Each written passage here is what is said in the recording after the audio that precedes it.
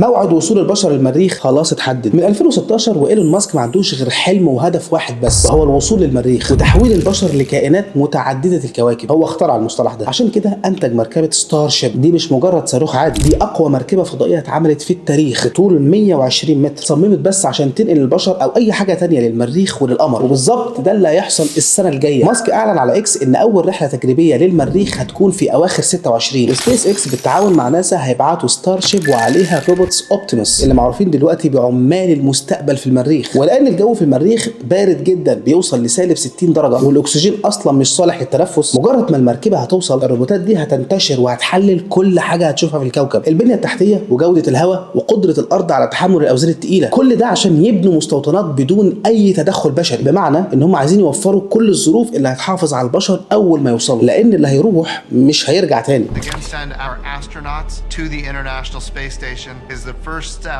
and getting humans ready to go to Mars. الرحلة دي هتكون البروفة الأخيرة لمستقبل البشرية في الفضاء. لو نجحت فسنة 2029 هتكون السنة اللي هيقدر البشر يسافروا فيها لكوكب تاني لأول مرة في التاريخ، ولو فشلت فالحلم ده هيتبخر للأبد. أنت شايف إيه؟ أهلا بيك في انتروبي. موعد وصول البشر للمريخ خلاص اتحدد من 2016، وايلون ماسك ما عندوش غير حلم وهدف واحد بس، وهو الوصول للمريخ وتحويل البشر لكائنات متعدده الكواكب. هو اخترع المصطلح ده، عشان كده انتج مركبه ستار شيب. دي مش مجرد صاروخ عادي، دي اقوى مركبه فضائيه اتعملت في التاريخ، بطول 120 متر، صممت بس عشان تنقل البشر او اي حاجه ثانيه للمريخ وللقمر. وبالظبط ده اللي هيحصل السنه الجايه. ماسك اعلن على اكس ان اول رحله تجريبيه للمريخ هتكون في اواخر 26. سبيس اكس بالتعاون مع ناسا هيبعتوا ستار شيب وعليها روبوتس اوبتيموس اللي معروفين دلوقتي بعمال المستقبل في المريخ. ولان الجو في المريخ بارد جدا، بيوصل لسالب 60 درجه، والاكسجين اصلا مش صالح للتنفس، مجرد ما المركبه هتوصل الروبوتات دي هتنتشر وهتحلل كل حاجه هتشوفها في الكوكب، البنيه التحتيه وجوده الهواء وقدره الارض على تحمل الاوزان الثقيله. كل ده عشان يبنوا مستوطنات بدون اي تدخل بشري، بمعنى ان هم عايزين يوفروا كل الظروف اللي هتحافظ على البشر اول ما يوصلوا، لان اللي هيروح مش هيرجع تاني.